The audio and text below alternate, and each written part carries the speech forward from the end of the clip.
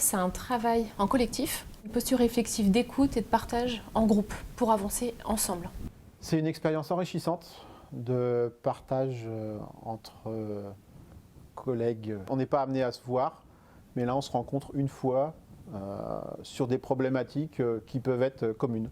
C'est de l'écoute, de la compréhension et de l'aide.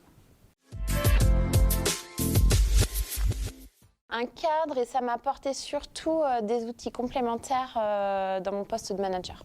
Et avant tout, c'était une bulle, un moment en dehors aussi du travail, de la gestion, du quotidien, sortir la tête du guidon, prendre le temps pour se poser, questionner sa pratique, quand on nous demande beaucoup d'être aussi dans de l'action, dans du résultat.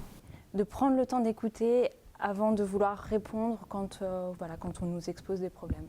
Prendre du recul et puis de prendre conscience des soucis que peuvent avoir les uns et les autres.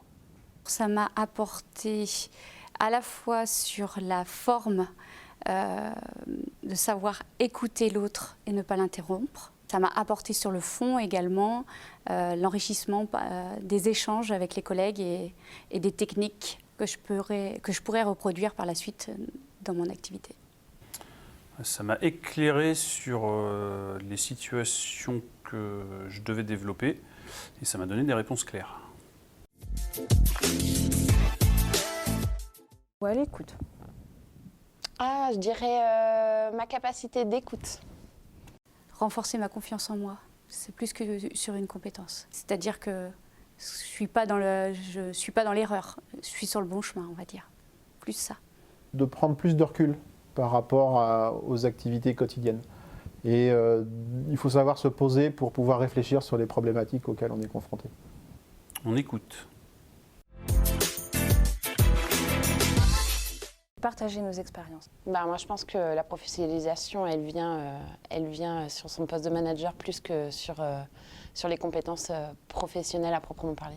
Prendre du temps pour soi et puis prendre du recul, se détacher. Les échanges avec les autres, c'est très riche.